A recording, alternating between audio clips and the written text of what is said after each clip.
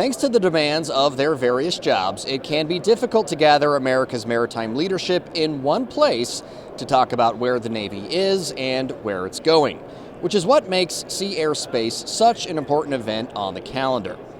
The acting chief of naval operations, Admiral James Kilby, met with the media and moderated a panel discussion with 5 naval commanders. They talked about some recent wins and areas where they have to get better as the branch continues to modernize in the face of a growing array of threats.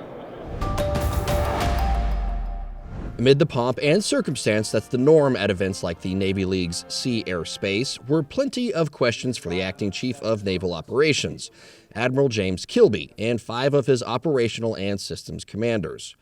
One of the most prominent, how close is the branch to meeting its goal of 80% combat surge readiness? In 2018, when then Defense Secretary James Mattis told the Navy to get its FA-18 Super Hornet fleet back up to speed, bumping up the number of ready jets from 250 to 341. The Navy revamped its maintenance practices and hit the target. The truth is it took well over a year to get there, and now to sustain it takes a all-hands effort all the time with the Naval Aviation Enterprise, OpNav, SecNav staff, the whole team. Inspired by that, other parts of the Navy, including surface and submarine forces, have also started changing their maintenance and logistics to boost their readiness. And the numbers show they're getting there. The closest to that 80% goal is the branch's aircraft carriers at 70%, while submarines and surface warships are sitting at 67% and 68% respectively. Of course, one of the biggest hurdles facing Kilby and the rest of Navy leadership is twofold. Too many boats still in the production pipeline or sitting in need of long-term maintenance. The last part is partnering with industry, which we hear too. We can't do it by ourselves. I meet with industry on a weekly basis to talk about which avails are not going well. And the path that my predecessor, Admiral Kitchener, started with our North Star of 75 mission-capable ships has segued very well into our 80% combat surge-ready goal. After the opening panel, Admiral Kilby stepped away from the festivities to field questions from a select group of media in attendance. While covering a wide range of topics, the one that was at the top of our list.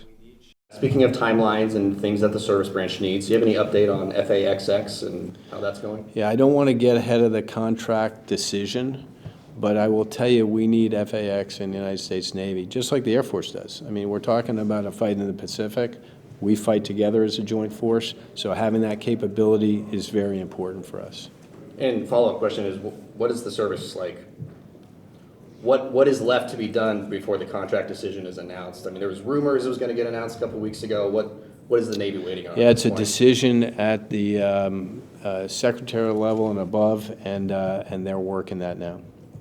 Another area of conversation, how to handle the threat of the Houthis and other bad actors in a cost-effective manner, particularly the drone threat now posed by anyone with a little money and bad intentions.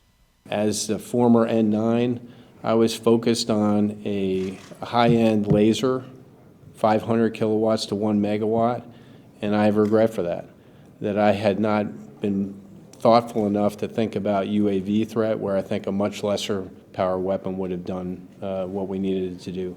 We are putting on capabilities on the Forward Strike Group, who's Intercom 2X today, that it will be a much more cost-effective way to deal with the UAV threat in particular. But we have to get after the industrial base, our munitions industrial base, in the same manner we have to get after our shipbuilding industrial base to increase more munitions. When pressed on the subject of lasers as a solution, Kilby said it's the kind of investment that needs to be fully fleshed out.